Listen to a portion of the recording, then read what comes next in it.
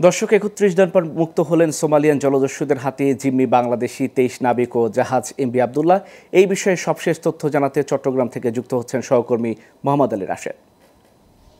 ইমরান, ধন্যবাদ আপনাকে। ইমরান, আপনি জানেন কিছুদিন আগেই বাংলাদেশে এমভি জাহাজটি এবং ২৩ জন নাবিক সহকারে সোমালিয়ান জলদস্যুরা আটক করেছিল।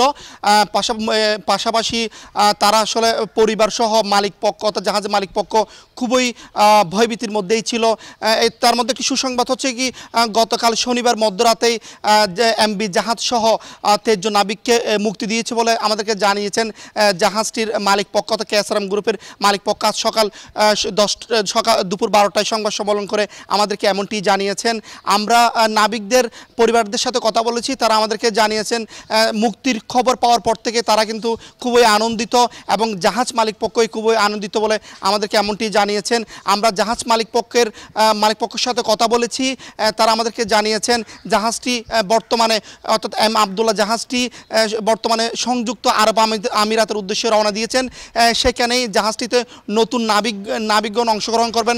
পাশাপাশি যারা আটক হয়েছিল সেই নাবিকগুলো বিমান যুগে বাংলাদেশে পৌঁছাবেন বলে আমাদেরকে এমনটি জানিয়েছেন। আমরা জাহাজ মালিক পক্ষের সাথে কথা বলেছি, অর্থাৎ কত টাকা দিয়ে তারা মুক্তি পেয়েছিল সেই বিষয়টি জানতে আমরা তাদের সাথে কথা বলেছিলাম, কিন্তু তারা কোনোভাবে আমাদেরকে সেই জিনিসটি বলতে রাজি হয়নি।